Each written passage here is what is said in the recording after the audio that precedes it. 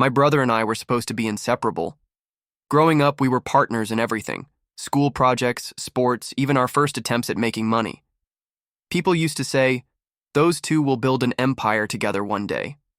And for a while, they were right. We started a small business in our 20s, nothing fancy at first. Long nights, empty bank accounts, and endless planning. But slowly, it grew. By the time I was 30, we were running a company with real revenue, employees, and a future. I trusted my brother with everything: our finances, our contracts, our reputation. After all, who else could I trust more than blood? At the same time, I had married the woman I thought was the love of my life. She was charming, supportive, and, for years, I thought we were happy. My brother and my wife got along too well sometimes, but I never doubted either of them. If anything, I felt lucky that my family seemed so close. But life has a cruel way of ripping away illusions. The first red flag came when I noticed inconsistencies in the business accounts.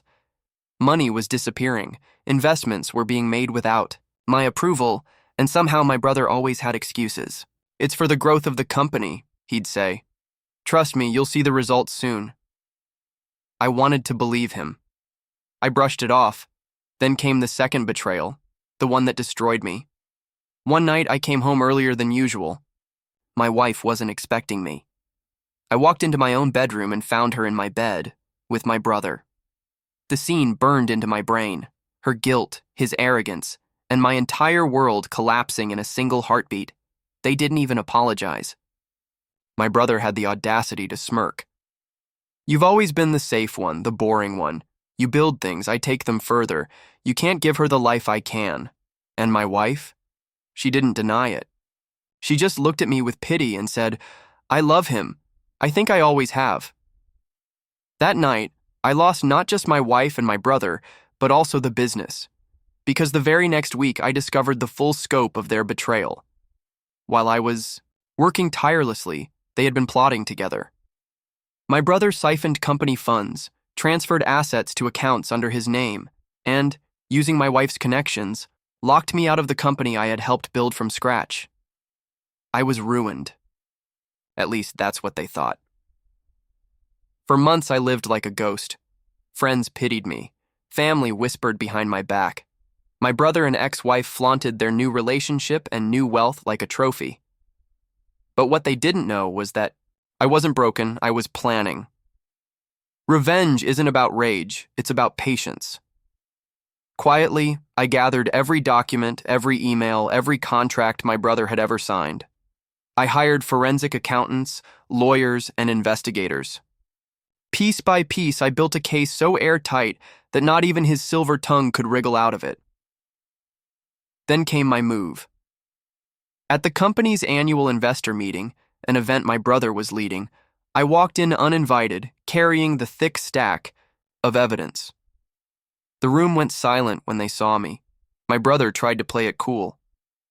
"You don't belong here," he sneered, but I smiled. "Actually, I do, and so do the police." I handed over the evidence to the investors and, more importantly, to the authorities I had tipped off beforehand. Fraud, embezzlement, breach of fiduciary duty. It was all laid bare in front of everyone he had been trying to impress. The same investors he needed to stay afloat turned on him instantly. As security escorted him out in handcuffs, his face drained of all color. My ex-wife tried to follow him, but I had already filed for divorce, and with the evidence of her infidelity, she walked away with nothing. The lavish life she thought she'd secured crumbled in a single day. In the weeks that followed, the company was liquidated. The assets? Many of them returned to me through legal proceedings.